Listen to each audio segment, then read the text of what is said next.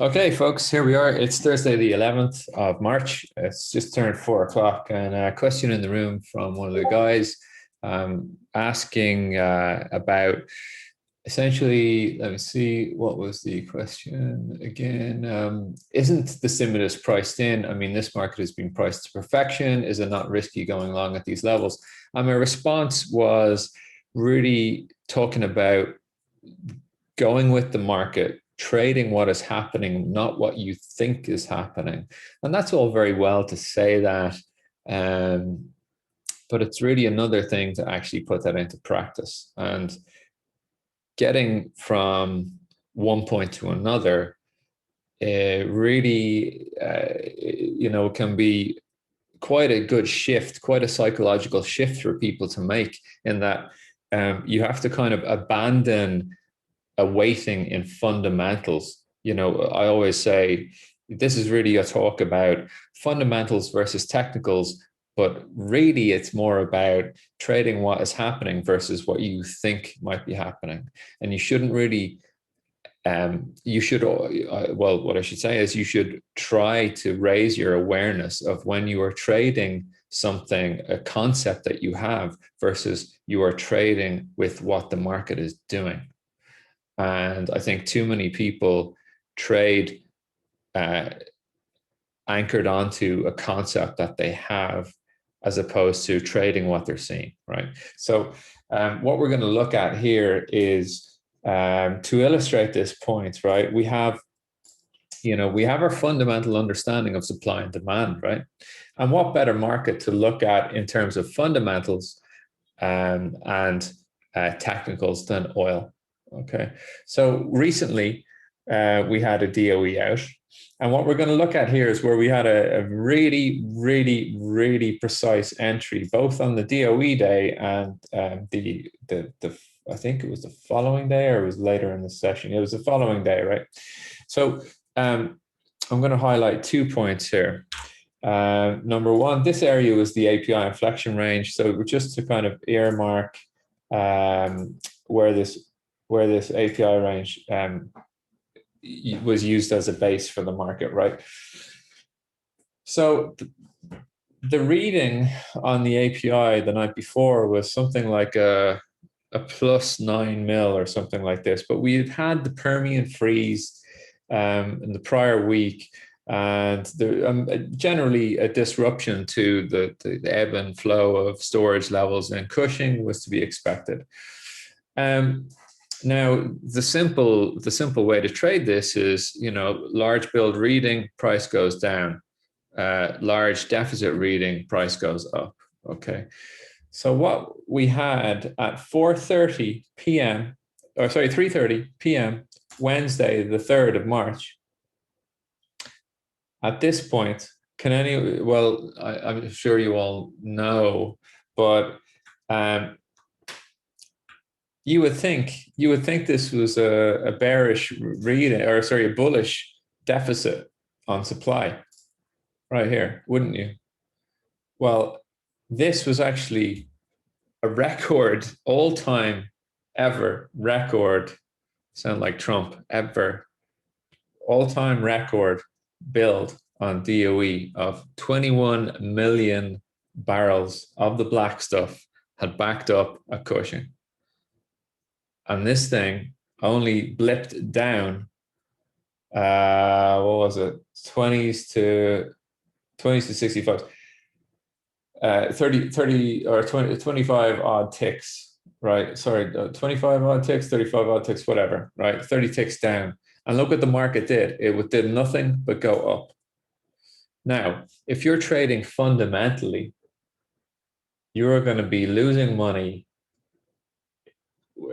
like nobody's business. You are absolutely bang wrong on how to trade this, because you're not trading with what the market is doing. What you're going to do is, if you're fundamentally trading this without the awareness of the overall picture of why oil is high anyway, we were trading $60 here, you're gonna sell it on the news. It's going to come up to this major downtrend here that we've had in this market, and you're going to sell it. fine. Well, good stuff. And it comes down here. You're probably not going to be trading this level, but you're not going to be making that much out of this trade. The bigger trade is to trade this with what the market is doing. What the market is doing here is it is not selling off on an all-time historical record build. It is not happening. So therefore, if the expected is not happening, therefore you need to expect the inverse. And sure enough, being long this trade was one of the more pleasurable trades all year, because earlier in the year, or sorry, actually, I think it was late last year, there was a build of plus 19. And I was trading that live with Anthony, and I got short. And then the market was finding it hard to go down. And I said to Anthony, I was like, I don't really feel comfortable in this short, but I feel like I have to be short here. And he said, well, just, if you don't feel comfortable, forget about that. It's your emotions. Just stay with the trade. I got stopped out on that trade. No big deal, because the market ripped against me. And I didn't risk that much on it, because I wasn't that comfortable. I had very suitable stops. Fine. But fool me once, shame on you. Fool me twice, shame on me. Right. And so the next time I did short this initially, within like a second of hearing that figure, I shorted it and I got wiped out. And instantly, by the third second of watching get stopped out on a short, it wasn't reacting at all. It had a hard bounce off of the center of this API range, instantly just flipped long and held this thing. The next day, we were trading in the room. This is half two, and I think it was Parwiz. One of the guys said, what was it, 61? Yeah, 61.90 once. I think it was Parwiz, and he was 61.91s long. And I said, amen. That is awesome. Why? Because the market is not going down. All-time build, not going down. Fundamentally, you are going to be trying to short this thing, and you're just making your broker rich.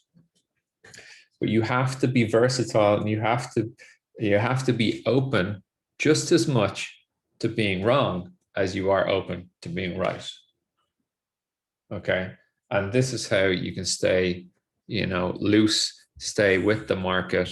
And really, as I had said earlier, I hate to be really cheesy, but, Bruce Lee's comment of you have to be like water, because he's open to any eventuality happening. He's open to all things happening.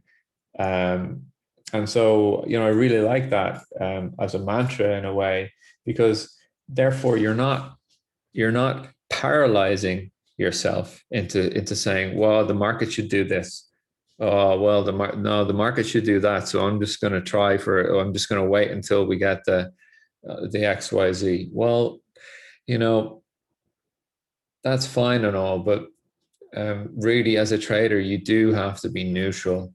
You do have to be open to being long or short, absolutely being long or short, like all of these markets.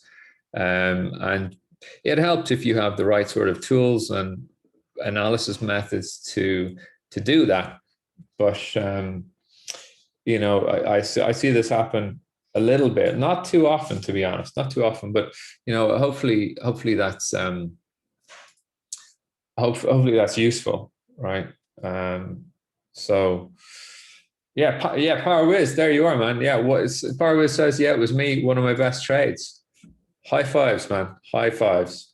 Loving it. That market was absolutely going to rip, and you can see that. I mean, from your entry, it only went one way. I mean, if we look at that trade again, I mean, this is a beaut, man. I mean, this is a beaut.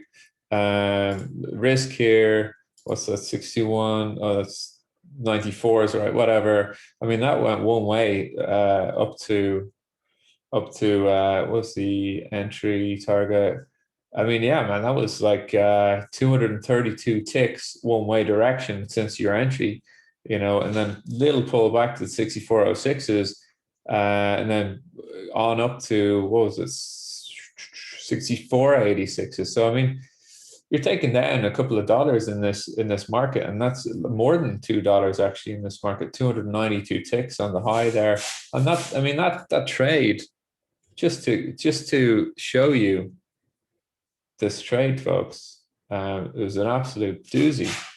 And you're getting into those trades because you were open and willing to say the fundamental has not happened.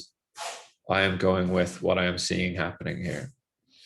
So I hate to labor the point, but this is something you should actually put in work in doing, is being fluid and being open to one thing or happening rather than the other.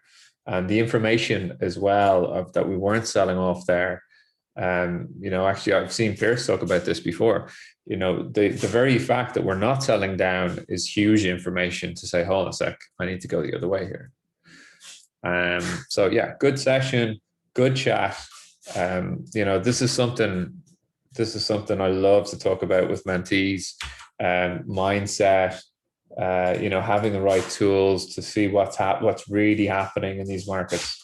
So yeah, brilliant. I'm delighted for PowerWiz as well. Absolutely. So cool. I'll cut the recording here. Thanks for listening.